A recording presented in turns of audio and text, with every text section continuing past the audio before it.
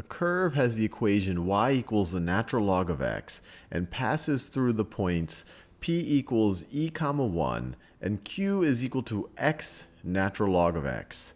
Write an expression in x that gives the slope of the secant joining p and q. So I think I'm going to need my little scratch pad for this one right over here. So this is the same question over again.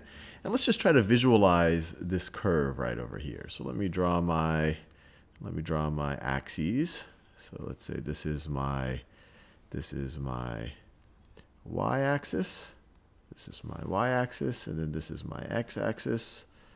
This is my x-axis right over here.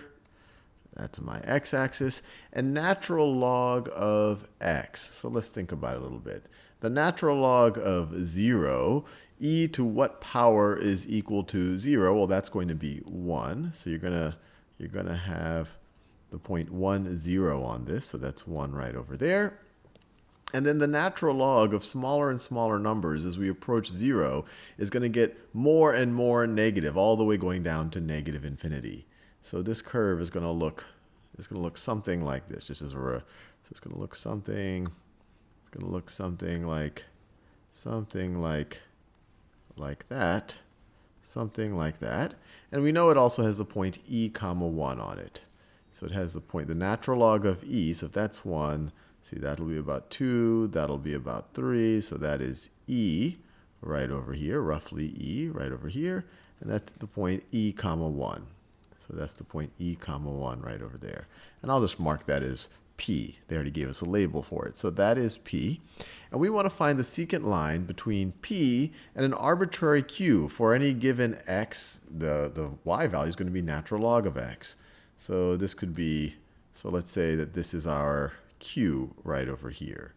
So let's say that this right over here is our, actually I'll just make it easier. I'll make the q. Actually, I want to make it clear that it is I'll do it out here.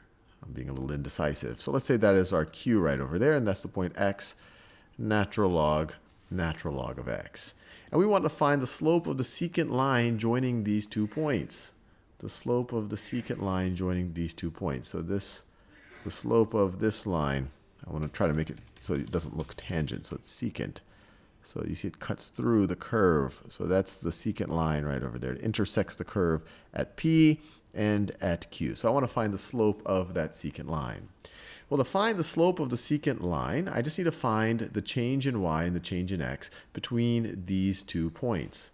So what's the change in, so let's be clear here. This is the point, this is when x is equal to, well, it's just a kind of arbitrary x, and this right over here is the point ln x. So what is our change in x? Our change in x, this value right over here, our change in x is just going to be x minus e, is equal to x minus e. And what is our change in y? Our change in y is going to be ln x, is going to be the natural log of x, minus 1. Minus 1. That's this distance right over here. So the slope of this line, the line that contains both of these points, the slope, and I could write m for slope, is going to be our change in y over our change in x, which is equal to ln x minus 1 over x minus e. And now we can just input that and make sure that we got that right. So let me try to remember it. ln x minus 1 over x minus e.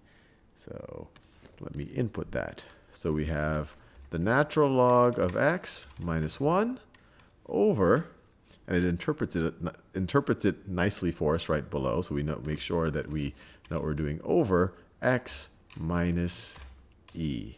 And now let us check our answer. And we got it right.